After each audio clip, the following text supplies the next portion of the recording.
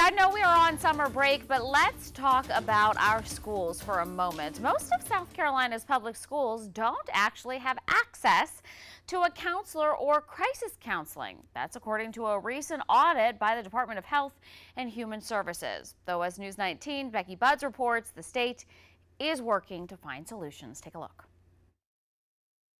The American Academy of Pediatrics has declared children's mental health a national emergency, but a recent audit from our state's Department of Health and Human Services found South Carolina is struggling to meet the demand. There's only access to mental health services in about half of the schools in South Carolina. According to a recent report, the Department of Mental Health provided more than 350,000 mental health services to 30,000 children last year.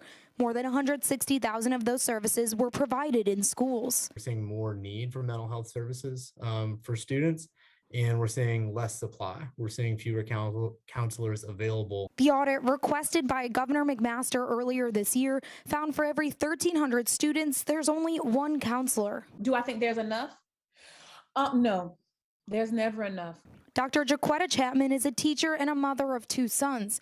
She says the state must do better. There's a place for a mental health counselor in every grade level, in every school, because our kids are dealing with so much. Many of the state's school-based counselors are employed through the South Carolina Department of Mental Health. Starting July 1st, rates for non-DMH counselors is increasing, which the department hopes will improve access to services.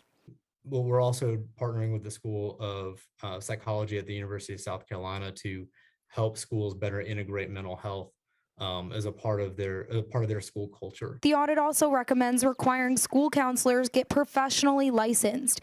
Reporting in Columbia, Becky Buds, News 19 WLTX. Well, according to a legislative committee report, suicide was actually the leading cause of death for children in South Carolina ages 10 to 14 in 2019 and 2020, and second to accidents in the car in 2021.